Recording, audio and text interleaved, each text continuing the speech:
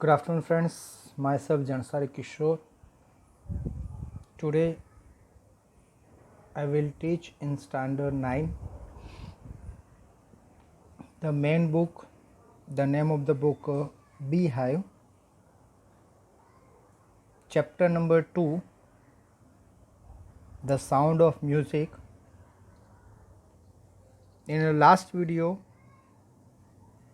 I have completed 7 points and we can say up to page number 19.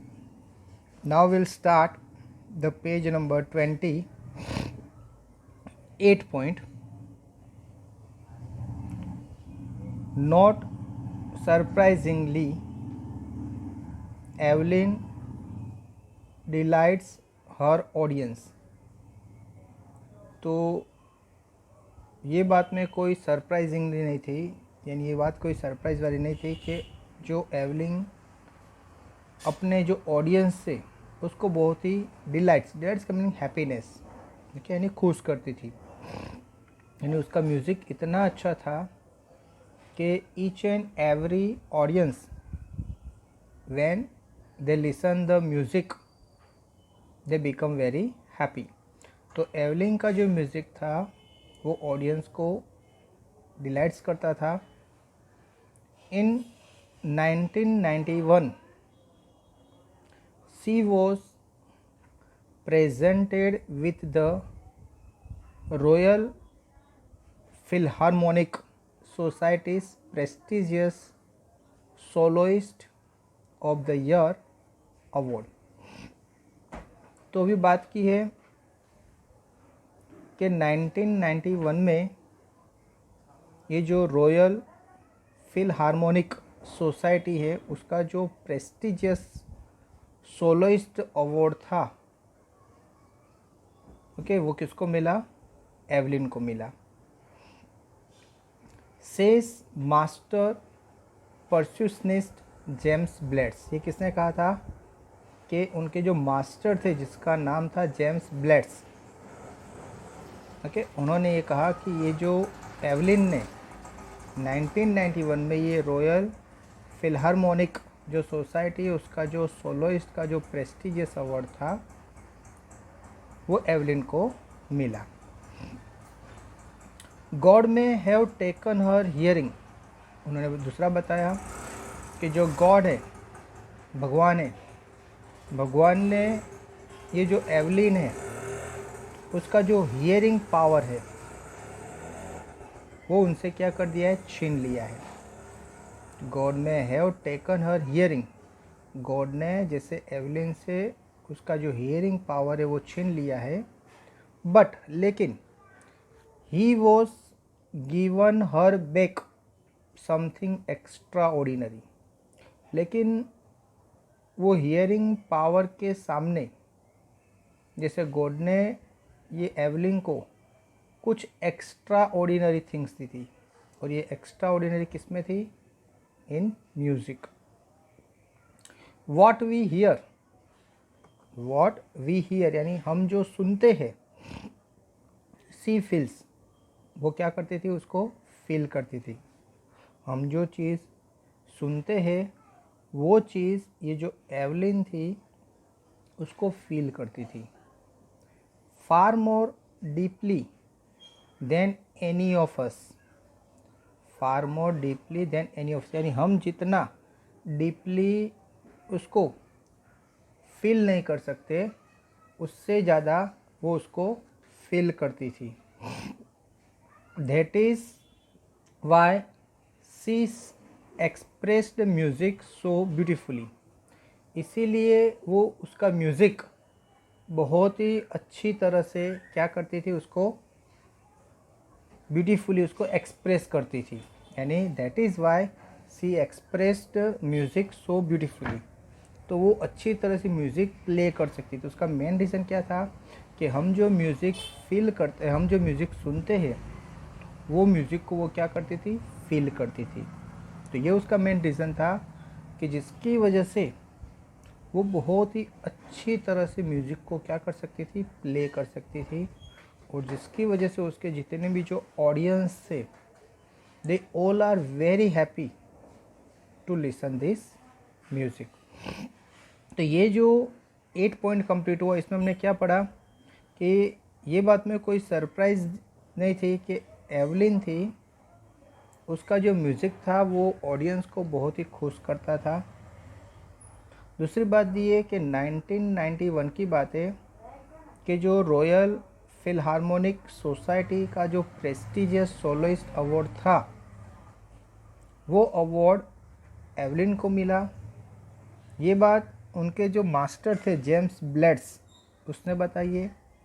और दूसरा कहा कि जो गॉड है, उन्होंने, भगवान ने, ये एवलिन से उनका जो हियरिंग पावर था वो ले लिया था, लेकिन वो हियरिंग पावर के सामने एवलिन को बहुत ही एक्स्ट्रा ऑर्डिनरी थिंग्स जैसे गॉड ने दी थी।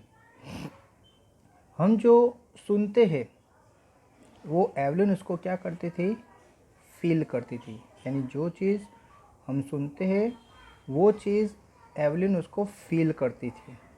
ओके, और इसकी वजह से वो म्यूज़िक को बहुत ही डीपली रियलाइज़ करने के बाद उसको एक्सप्रेस कर सकती थी। क्यों? क्योंकि वो खुद भी म्यूज़िक को बहुत ही डीपली क्या करती थी, फील करती थी। और इसकी वजह से जितना डीपली वो फील करती थी, उतना वो डीपली उसको म्यूज़िक को क्या करती थी, प्ले करती थी, कि जिसकी वजह से उसका म्यूज़िक सुनकर सब लोगों को अच्छा लगता था।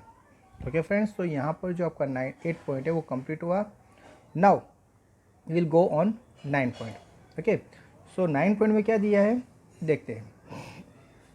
Evelyn confess that she is something of a work हॉलिक। तो एवलिन कन्फेस यानी ये बात को एक्सेप्ट करना, स्वीकारना। ओके, तो एवलिन ने ये कन्फेस किया कि she is something of work हॉलिक। तो उसको वर्क यानी काम के प्रति बहुत ही लगाव था। ये जो एवलिन थी उसको काम के प्रति बहुत ही लगाव था। वो कह रही है कि I have just got to work, जैसे ही मुझे काम मिला, okay, often harder than classical music, और बहुत ही हार्ड वर्क।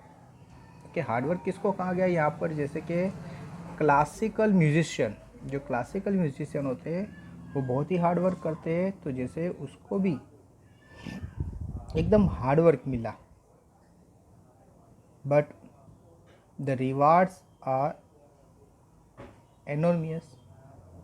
लेकिन उसका जो रिवॉर्ड्स था वो भी कैसा था, एनॉर्मियस, यानी बहुत अच्छा। यानी जितना वर्क हार्ड होता है उसका जो बेनिफिट्स है, उसका जो रिवॉर्ड्स है वो कैसा होता है, ज़्यादा होता है।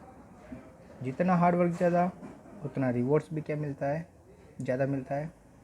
तो यहाँ पर एवलिन ने बात की है कि एवलिन ने कन्फेस किया कि वो वर्क को चाहती थी।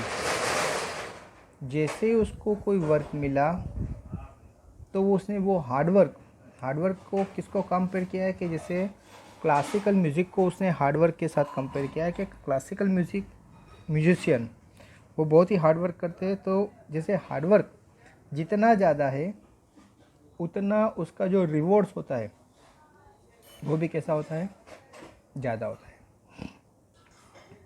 Apart from the regular consents, उसका जो रेगुलर उनका जो शेड्यूल था वो तो वो करती थी। Evelyn also give free concern in prisons and hospitals. ठीक है, तो उसका जो रेगुलर काम है, यानी जो पैसे से, जो काम करने से, वॉट एवर सी अर्न, के जो काम करने से उसको अर्निंग होती थी, पैसे मिलते थे, कमाती थी, वो तो काम वो करती थी। लेकिन साथ साथ में एवलिन कुछ जगह फ्री में भी काम करती थी। ओके, कहाँ कहाँ बात की है, तो यहाँ पर बात की है कि प्रिजन्स यानी जेल में, हॉस्पिटल्स यानी दवाखाने, तो यहाँ पर ये प्रिजन और हॉस्पिटल में जाकर वो फ्री कंसर्ट्स, फ्री यानी फ्री में काम करना, किसके लिए? जैसे जेल में गए तो वहाँ पर प्रिजनर्स के लिए, और हॉस्पिटल में जो पेशेंट्स हैं उनको खुश करने के लिए वो फ्री में वहाँ पर जाकर क्या करती थी? अपना म्यूज़िक प्ले करती थी।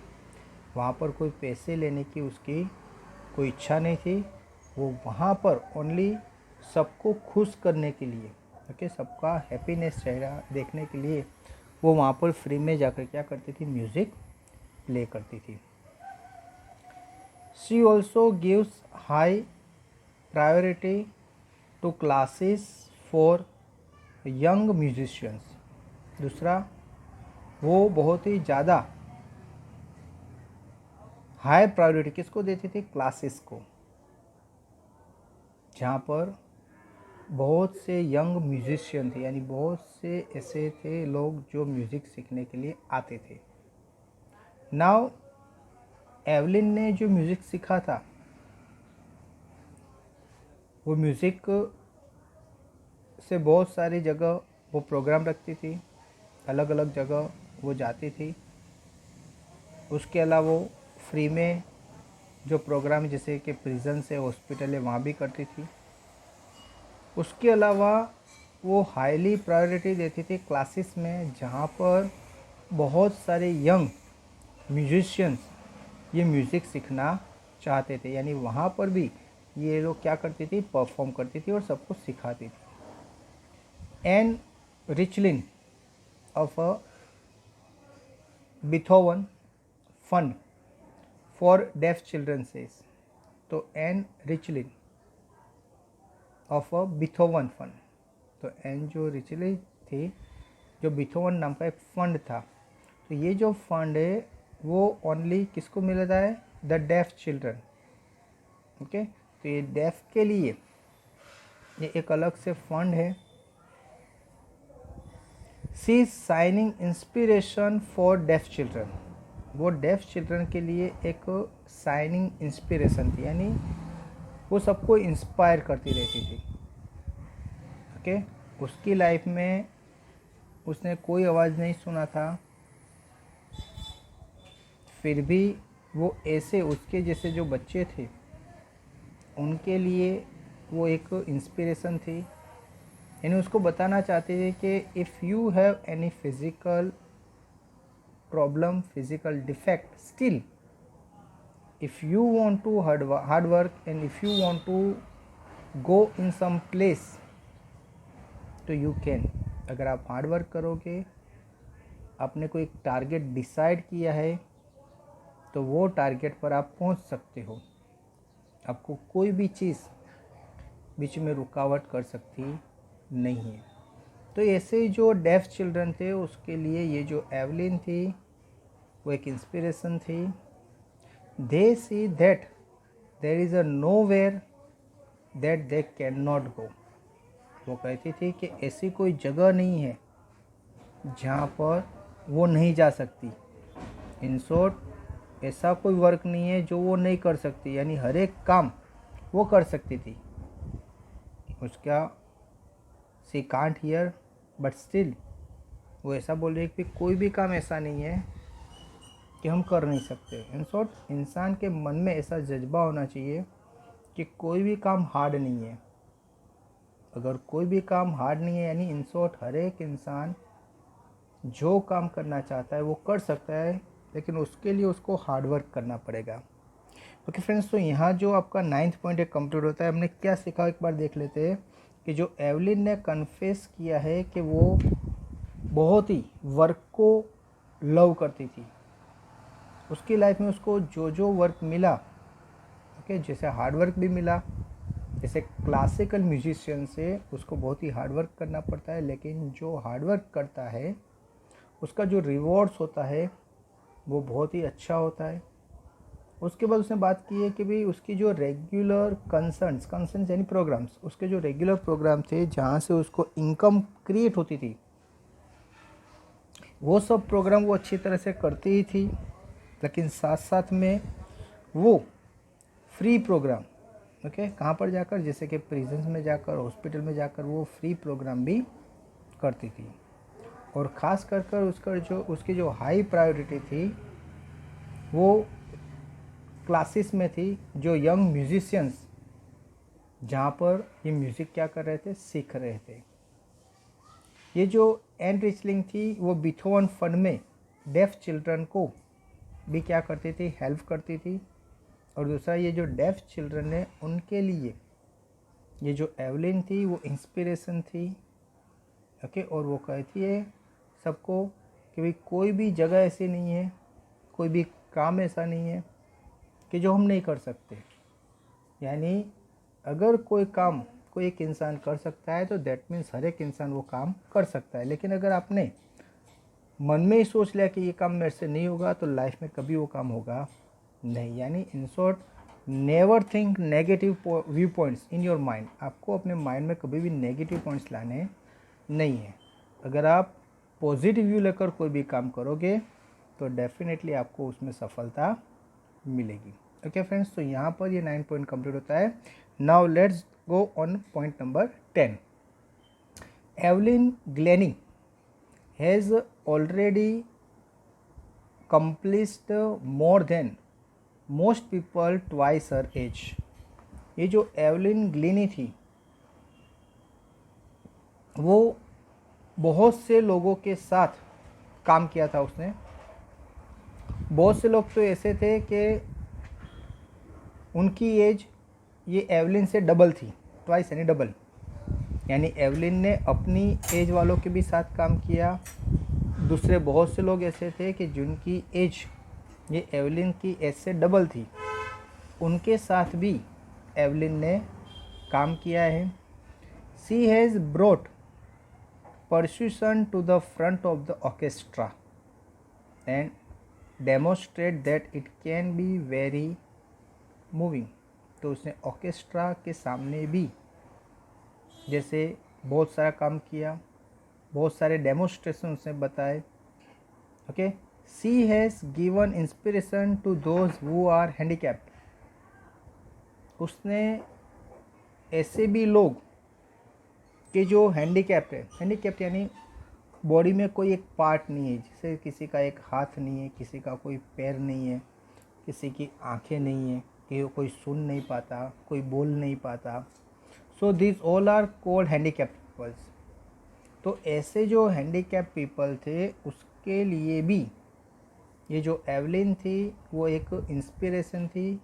उसका रीज़न ये था कि वो जो एवलिन खुद वो डेफ थी, वो सुन सकती नहीं थी। तो सुन नहीं सकती, उसके बावजूद she became a great musician. वो अच्छा म्यूजिशियन बनी।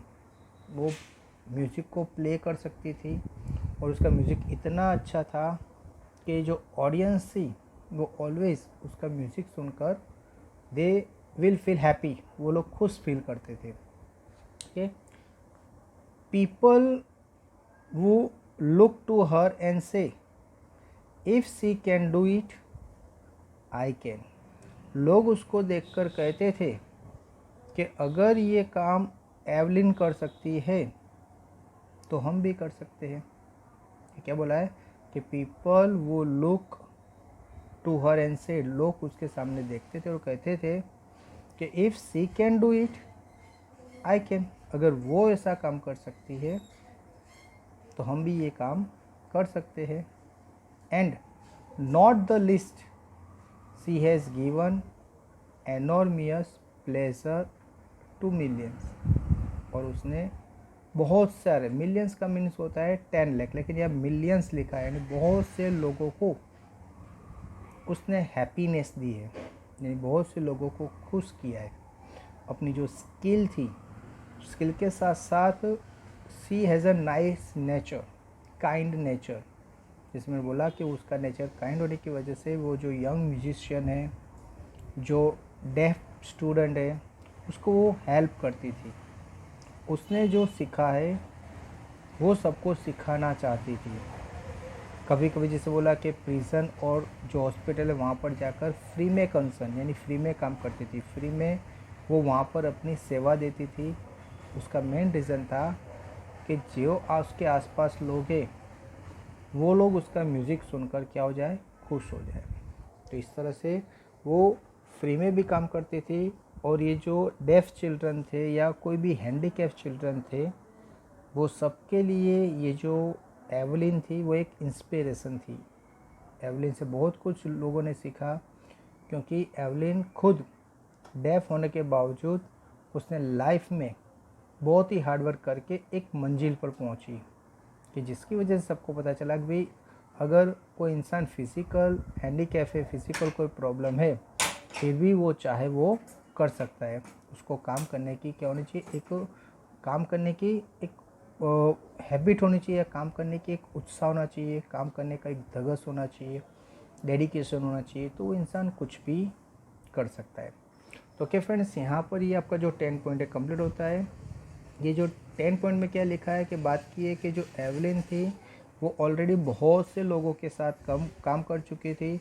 उसकी ऐसे डबल लोगों के साथ भी उसने काम किया था। वो ऑर्केस्ट्रा के साथ भी काम करती थी और दूसरे अलग अलग लोगों के साथ उसने काम किया है। वो कहती है कि भाई वो हर एक के लिए, यानी उसका जो लोग जिसको जानते थे वो सब लोग कहते थे कि ये जो एवलिन है वो जो हैंडीकैप पीपल है उसके लिए वो इंस्पिरेशन है, कि वो लोग उनकी लाइफ में से बहुत कुछ सीखते थे। और वो कभी भी उसने कोई भी काम करने से मना नहीं किया, और उसने लाखों लोगों को खुश किया है अपने म्यूज़िक से। ओके फ्रेंड्स, तो यहाँ पर हम ये जो लेसन कंप्लीट हुआ पार्ट 1, उसके कुछ क्वेश्चन आंसर हम यहाँ पर क्या करते हैं, आपको सॉल्व करवाते हैं। तो जो फर्स्ट क्वेश्चन है, how old was Evelyn when she went to the Royal Academy of Music. तो जब ये जो एवलिन थी वो रॉयल एकेडमी ऑफ म्यूज़िक में गई तो उसकी एज क्या थी। तो Evelyn was 17 years old. Evelyn की एज थी only 17 year when she went to Royal Academy of Music, जब वो रॉयल एकेडमी ऑफ म्यूज़िक में गई इन लंदन की बात है। ओके, तो लंदन में जो रॉयल एकेडमी ऑफ म्यूज़िक है, जब वो वहाँ गई उसकी एज उस टाइम पर 17 ईयर्स थी। Now see the next question, when was her deafness first notice. उसने अपनी डेफनेस को कब पहले नोटिस किया, and when was it confirm, और कन्फर्म कब हुआ। तो Evelyn's deafness was first noticed by her mother when Evelyn was 8 year old. तो एवलिन की जो डेफनेस है सबसे पहले उसकी जो मदर थी उसने रियलाइज़ किया, उसने नोटिस की जब एवलिन ओनली 8 ईयर की थी, 8 years old. She was once waiting to play the piano. वो एक दिन वेट कर रही थी पियानो प्ले करने के लिए। When her name was called, जब उसका नाम पुकारा गया, यानी उसकी बारी आई, उसका नाम बोला गया।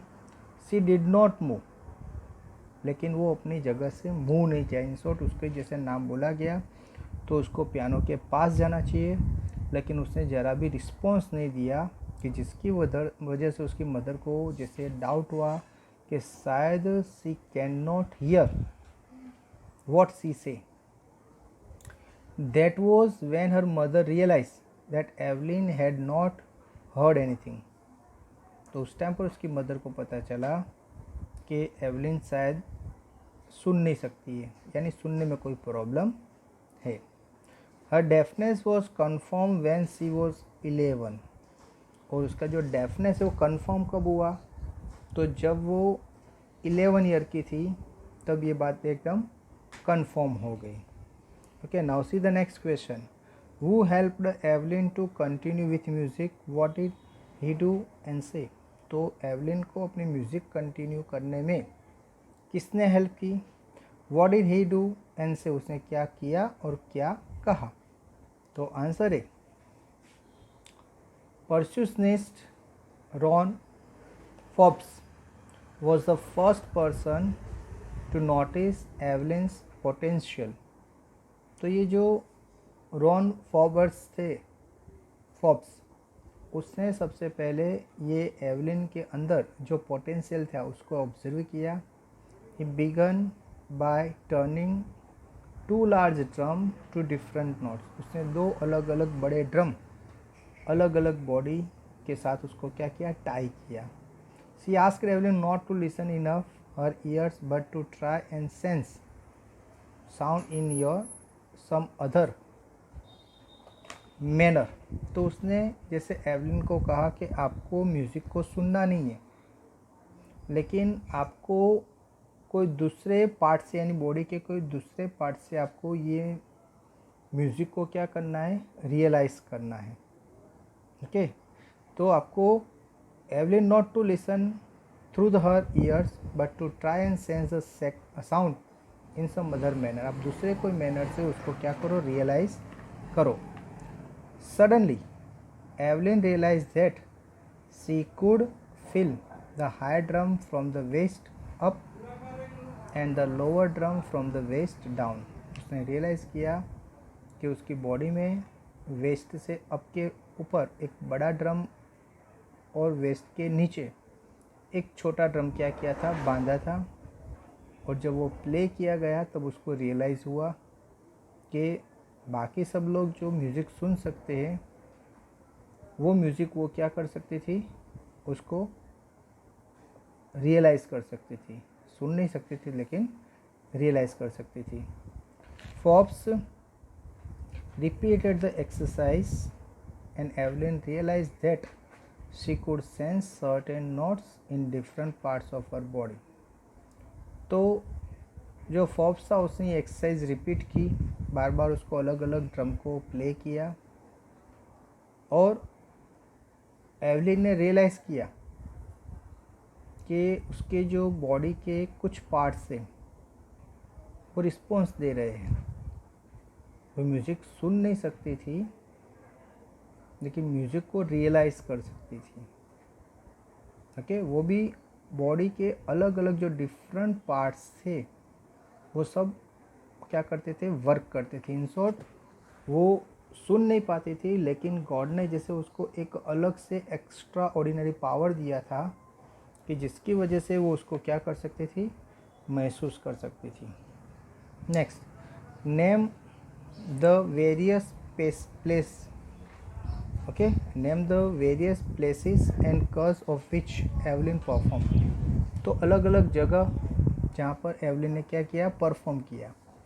तो एवलिन ऑलवेज डिलाइट हर ऑडियंस, एवलिन ने ऑलवेज अपने ऑडियंस को डिलाइट किया। She toured the union kingdom with the young orchestra. तो वो टूर यानी साथ में घूमना, तो यूनाइटेड किंगडम में भी यूथ ऑर्केस्ट्रा के साथ उसने टूर कर कर आई। She had a very hectic international schedule, उसका जो शेड्यूल था वो बहुत ही हेक्टिक था, बहुत ही भरा हुआ था, वो भी international. Apart from the regular concern, वो रेगुलर जो कंसर्न करती थी उसके साथ she gave free concern in prison and hospital. वो फ्री कंसर्न, फ्री प्रोग्राम किसके लिए, प्रिजन्स और हॉस्पिटल में जाके करती थी। She gave high priority to classes, उसने ज़्यादा प्रायोरिटी क्लासेस को दी। फॉर यंग म्यूजिशियन के लिए, because of which she was shining inspiration for deaf children. क्यों? क्योंकि वो डेफ चिल्ड्रन के लिए एक साइनिंग इंस्पिरेशन थी, यानी जो डेफ चिल्ड्रन थे उसमें से बहुत कुछ सीख सकते थे, बहुत कुछ रियलाइज़ कर सकते थे। क्यों? क्योंकि ये जो एवलिन थी वो खुद क्या थी, डेफ थी। तो उसको जो प्रॉब्लम था वो सब प्रॉब्लम वो जानती थी, यानी ये जो डेफ चिल्ड्रन उनको क्या क्या प्रॉब्लम होता है वो सब उसको बताती थी। और ये जो प्रॉब्लम है उसका किस तरह से सॉल्यूशन करना है वो भी उनको बताती थी, जिसकी वजह से उसने लाइफ में जो सहन किया, जो बियर किया, जो रियलाइज़ किया, वो सब चीज़ उन बच्चों को कि जो उसके जैसे ही डेफ है उनको ये रियलाइज़ नहीं करना पड़े, ये प्रॉब्लम फेस नहीं करना पड़े, उसका सॉर्ट आउट उसने पहले से कर दिया था।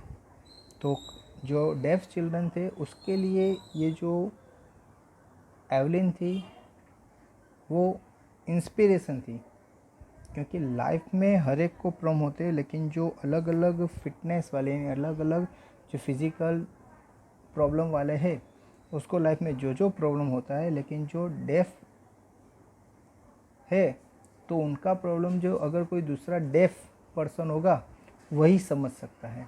तो सेम थिंग एवलिन को जो प्रॉब्लम था उसको पता था किस तरह से उसको प्रॉब्लम है, क्या क्या प्रॉब्लम है, किस तरह से उसका सॉल्यूशन होगा, वो सब ये न्यू जनरेशन को क्या कर रही थी, दे रही थी। Okay friends, so thank you very much to listen me carefully. एक PDF दी जाएगी, उसका होमवर्क आपको करना पड़ेगा। Thank you.